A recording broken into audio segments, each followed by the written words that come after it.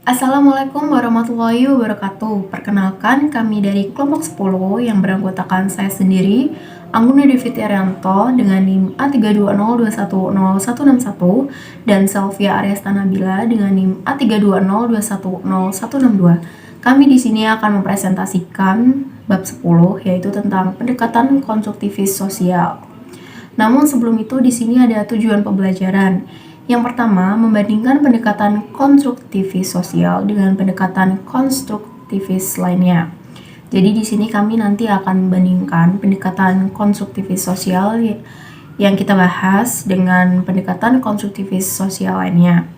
Yang kedua, menjelaskan bagaimana guru dan rekan sebaya secara bersama dapat mendukung proses belajar anak-anak. Jadi nanti kita di sini akan menjelaskan gimana sih guru dan rekan-rekannya secara bersamaan dapat mendukung proses belajar siswa.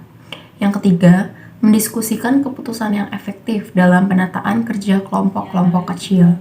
Yang keempat, mendeskripsikan 2 program konstruktivis sosial. Selanjutnya di sini ada peta konsep teman-teman yang terdiri dari 4 subbab. Yang pertama, pendekatan konstruktivis sosial pengajaran yang terdiri dari 1. Konstruktivisme sosial di luar konteks konstruktivis. Yang kedua, kognisi berdasarkan situasi. Selanjutnya, guru dan rekan sebaya sebagai kontributor bersama untuk pembelajaran siswa yang terdiri dari 1. Perancah, 2. Magang kognitif, 3. Bimbingan belajar, 4. Pembelajaran kooperatif. Selanjutnya, penataan kerja kelompok kecil yang terdiri dari 1. Mengatur kelompok, 2. Keterampilan membentuk kelompok, 3. Penataan interaksi kelompok kecil. Selanjutnya, program konstruktivis sosial yang terdiri dari 1. Membina komunitas pelajar, 2. Sekolah untuk pikiran. Yang nanti semua ini kami akan dibahas di slide-slide selanjutnya ya teman-teman. Selanjutnya ada tinjauan. Anak-anak melakukan beberapa pemikiran mereka sendiri, tetapi karena kita adalah makhluk sosial, sebagai kisah pengajaran Chuck-Rawls menunjukkan pembelajaran yang efektif dapat terjadi ketika anak-anak berkolaborasi. Pemikiran kolaboratif baru-baru ini muncul sebagai tema penting di pendidikan Amerika. Bab ini berfokus pada pemikiran kolaboratif yang dianjurkan oleh pendekatan konstruktivis sosial. Jadi di sini dijelaskan maksudnya itu anak-anak itu rata-rata melakukan beberapa pemikiran mereka sendiri-sendiri. Namun karena anak-anak juga makhluk sosial dan kita berkisah dari pengajaran Chuck-Rawls bahwa pembelajaran yang efektif itu dapat terjadi ketika anak-anak itu saling berkolaborasi atau berkolaboratif atau bisa disebutkan juga bekerja sama ya teman-teman. Kemudian selanjutnya yang pertama, subbab pertama itu ada pendekatan konstruktivis sosial terhadap pengajaran. Konstruktivisme sosial di luar konteks konstruktivis. Konstruktivisme menekankan bagaimana individu secara aktif membangun pengetahuan dan pemahaman. Pada awal buku ini, kami menjelaskan teori pembangunan Piaget dan Vygotsky. Yang keduanya konstruktivis. Secara umum, pendekatan konstruktivis sosial menekankan konteks sosial dari pembelajaran dan gagasan bahwa pengetahuan saling dibentuk dan dikonstruksi. Keterlibatan dengan orang lain menciptakan kesempatan bagi siswa untuk mengevaluasi dan memperbaiki pemahaman saat mereka dihadapkan pada pemikiran orang lain dan saat mereka berpartisipasi dalam menciptakan pemahaman bersama. Goffin dan Park 2010. Dengan cara tersebut, pengalaman dalam konteks sosial memberikan mekanisme penting untuk perkembangan pemikiran siswa. Teori konstruktivis sosial Vygotsky. Model Vygotsky adalah bagian sosial yang tertanam dalam konteks sosio-historis. Dalam pendekatan konstruktivis kognitif Piaget, siswa membentuk pengetahuan dengan mengubah, mengatur, serta organisasi ulang pengetahuan dan informasi sebelumnya. Pendekatan konstruktivis sosial Vygotsky menekankan bahwa siswa membentuk pengetahuan melalui interaksi sosial dengan orang lain. Ilmu pengetahuan tersebut dipengaruhi oleh budaya kehidupan siswa yang mencakup bahasa, keyakinan, dan keterampilan. Holzman 2009. Piaget menekankan bahwa guru harus memberikan dukungan bagi siswa untuk mengeksplorasi dan mengembangkan pemahaman. Sedangkan Vygotsky menekankan bahwa guru harus menciptakan banyak kesempatan bagi siswa untuk belajar dengan membentuk pengetahuan bersama guru dan rekan sebaya. Berdasarkan model Piaget dan Vygotsky, guru berperan sebagai fasilitator dan panduan daripada direksi dan pembentuk belajar anak-anak. Beberapa pendekatan sosial budaya seperti Vygotsky menekankan pentingnya budaya dalam pembelajaran. Misalnya, budaya dapat menentukan keterampilan penting, seperti keterampilan komputer, komunikasi, keahlian kerja tim. Pendekatan lain lebih berfokus secara eksklusif pada kondisi sosial ruang kelas, seperti saat siswa berkolaborasi untuk memecahkan masalah. Selanjutnya ada kognisi berdasarkan situasi. Kognisi berdasarkan situasi adalah asumsi penting dalam pendekatan konstruktivis sosial.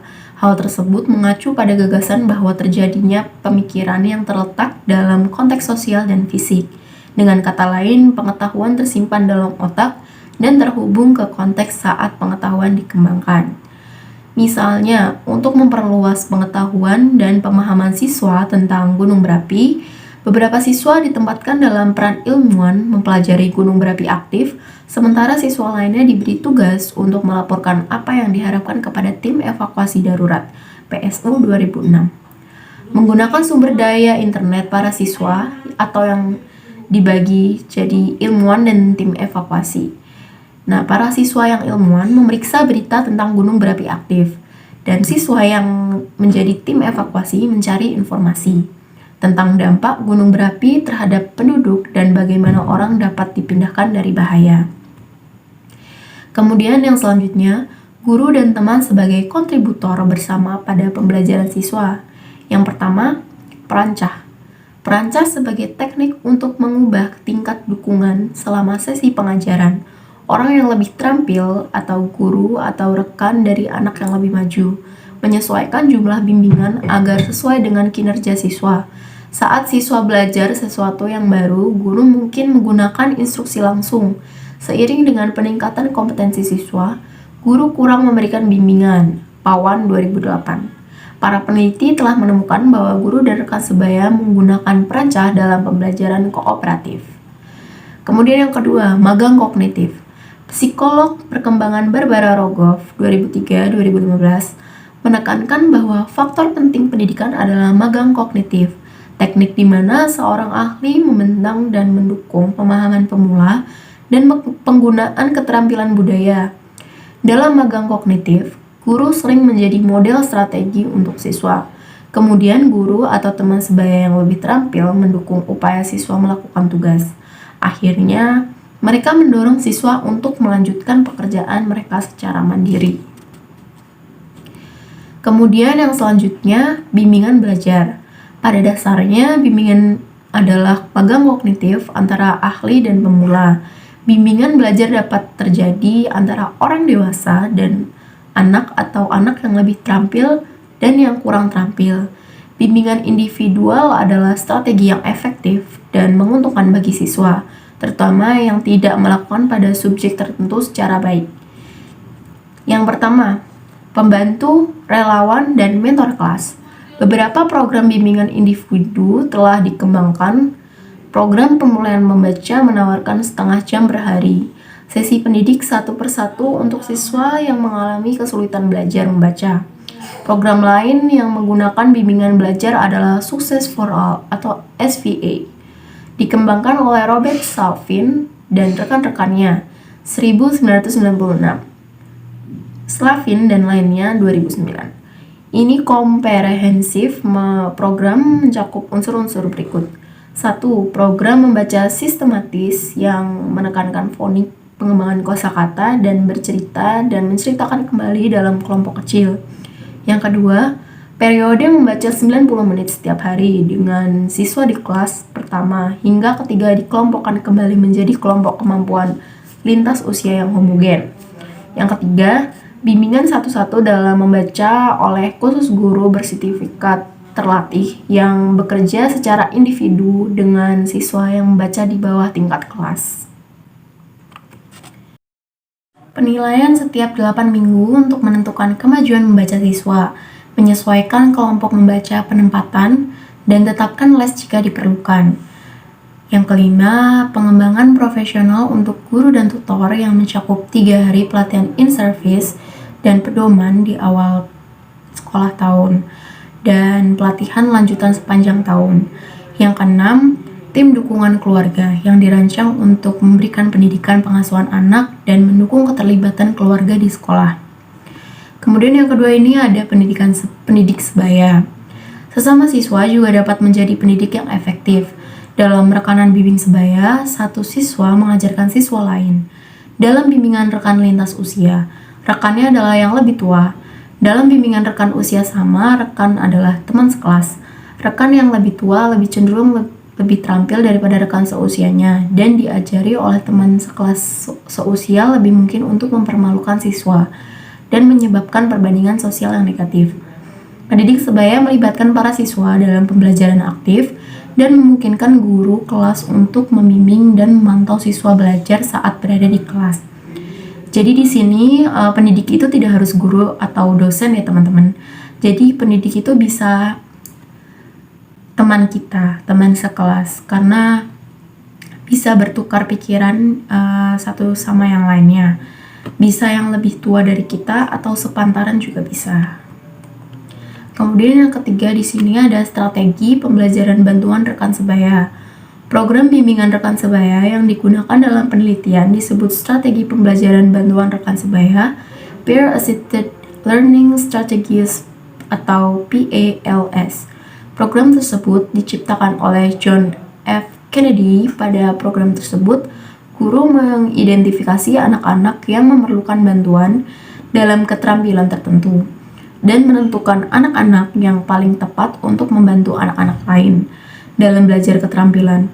Dengan menggunakan informasi tersebut, guru mengelompokkan anak-anak di kelas sehingga sepasang partner bekerja secara stimulan dan produktif pada kegiatan yang berbeda dalam mengalami masalah yang dialami.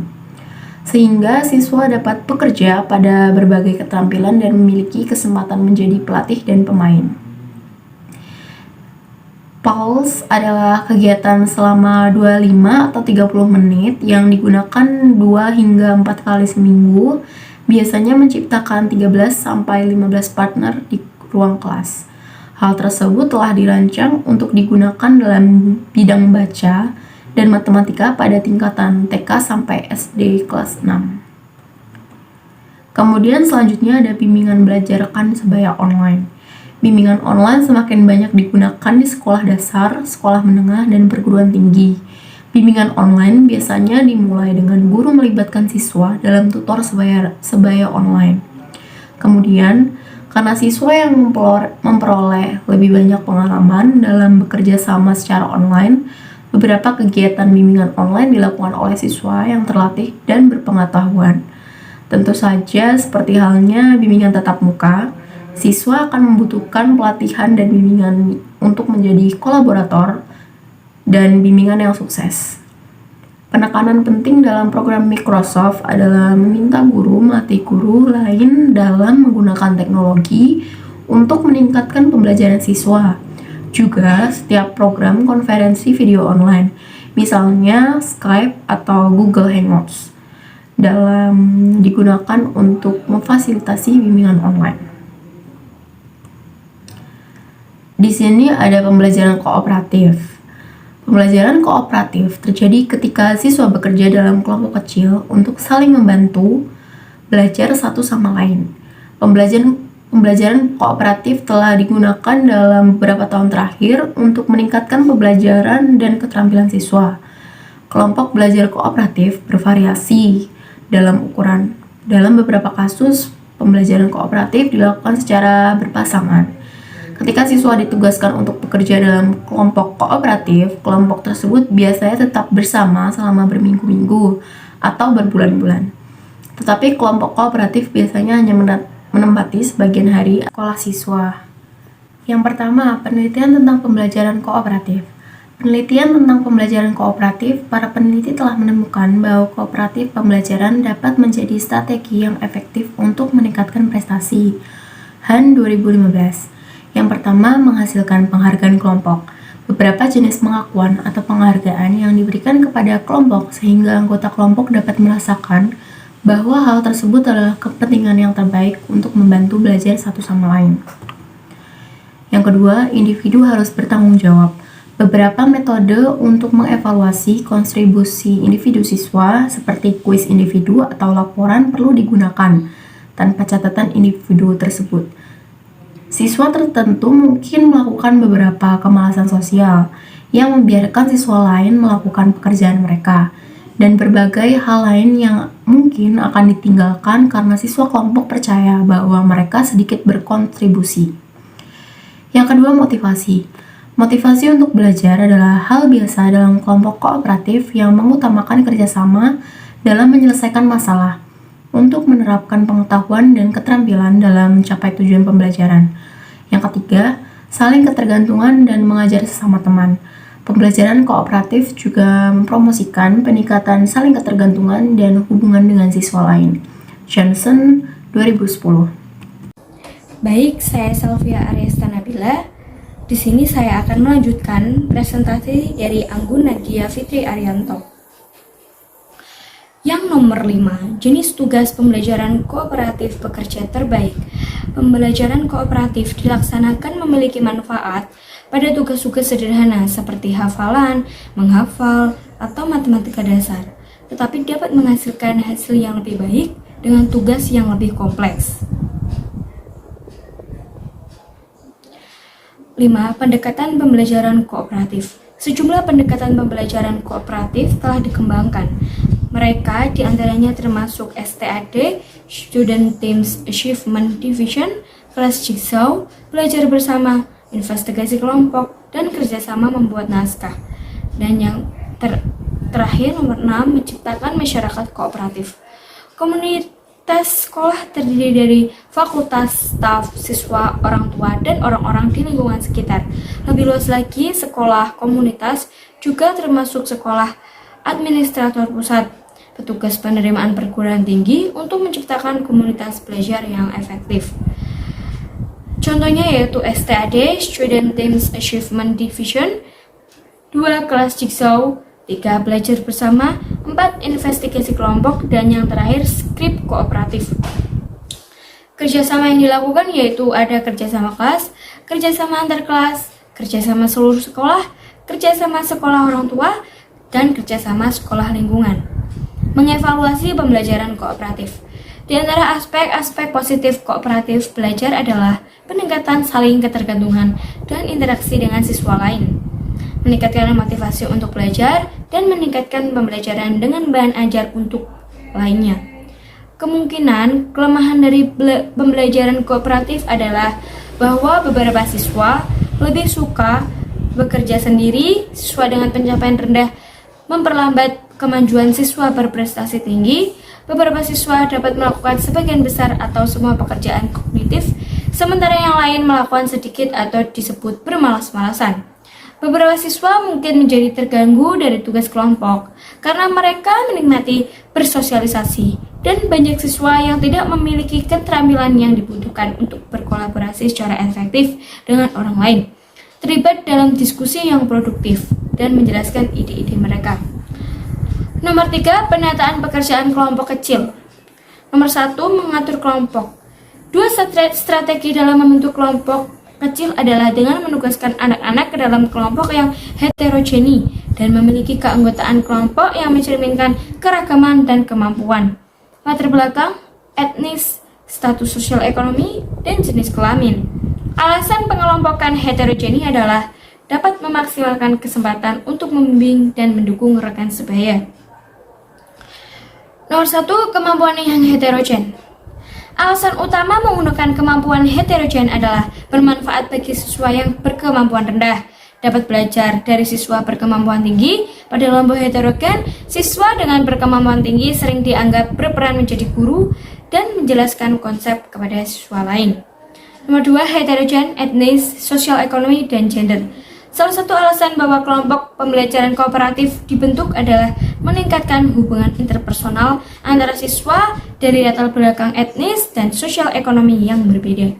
Harapannya adalah interaksi dalam kondisi status yang setara dalam kelompok kooperatif akan mengurangi prasangka. Dalam kelompok gabungan gender, laki-laki cenderung lebih aktif dan dominan. Jadi, saat perempuan dan laki-laki berada dalam satu kelompok, tugas penting bagi guru adalah mendorong anak perempuan dan anak laki-laki untuk berbicara. Keterampilan membentuk kelompok. Pembelajaran kooperatif yang baik di kelas memerlukan waktu yang dihabiskan pada keterampilan membentuk kelompok ini. Hal tersebut melibatkan perhatian pada keterampilan membangun tim. Strategi yang bagus adalah menghabiskan beberapa minggu di awal tahun ajaran untuk membangun keterampilan tim, membantu siswa menjadi pendengar yang baik, dan memberikan mereka latihan dalam berkontribusi pada tim. Menugaskan satu siswa dalam kelompok kecil untuk menjadi pemimpin tim dapat membantu membangun tim. Penataan interaksi kelompok kecil. Salah satu cara untuk memfasilitasi kerja siswa dalam kelompok kecil adalah menetapkan peran yang berbeda pada siswa. Contohnya, 1. Peran pendorong, memunculkan keengganan siswa dan merupakan motivator bagi siswa. Peran penjaga pintu, menyetarakan partisipasi siswa dalam berkelompok. Peran pelatih, membantu konten akademik maupun non-akademik. Peran pengecek, memastikan kelompok memahami materi secara lancar. Peran pemberi tugas, yang bertugas membuat dan memberi tugas kelompok. Peran perekam, menuliskan berbagai gagasan dan keputusan yang ada. Kapten pemenang, memantau tingkat kebisingan kelompok. Dan yang terakhir, pemonitor materi, memperoleh dan mengembalikan persediaan materi yang ada. 4. Program konstruktivis sosial. Yang pertama, dengan cara membina komunitas pembelajaran. Dalam komunitas membina pelajaran, komentar konstruktif, mempertanyakan, mengajukan pertanyaan, dan kritik adalah norma, bukan pengecualian. Banyak kegiatan kelas terjadi dalam berbagai kelompok kecil saat siswa berbicara, mencoba meyakinkan, dan saling menentang. Meskipun para guru memadu pemilihan topik, tujuannya adalah secara bertahap menyerahkan tanggung jawab untuk pembelajaran siswa. Dengan cara menjadi dewasa sebagai panutan. Yang kedua, anak-anak mengajar untuk anak-anak lain. Maksudnya yaitu anak-anak dan orang dewasa memperkaya pengalaman belajar di kelas dengan menyumbangkan keahlian khusus VCL, menggunakan pengajaran timbal balik yang saat siswa bergantian memimpin diskusi kelompok kecil. Pengajaran timbal balik menuntut siswa untuk membahas berbagai bagian yang kompleks, berkolaborasi, serta berbagai keahlian yang dan perspektif masing-masing pada topik tertentu. Pengajaran timbal balik melibatkan guru, siswa, serta interaksi antar siswa. 2. Sekolah untuk pikiran. Sekolah untuk pikiran adalah program formal pengajaran konstruktivis sosial yang lain. Dalam satu usaha, SVT telah menggabungkan aspek proyek Jaspar, VCL, dan lingkungan pembelajaran internasional dengan dukungan Computer Support International Learning Environment (CSILE) dalam lingkungan belajar sekolah. Proyek Jasper, VCL, dan berbagai fitur tertentu yang memungkinkan untuk digabungkan dalam lingkungan belajar sekolah. Di antaranya yaitu seperti kurikulum, instruksi, komunitas, teknologi, dan penilaian. Kesimpulan dari semua materi yang ada yaitu yang berjudul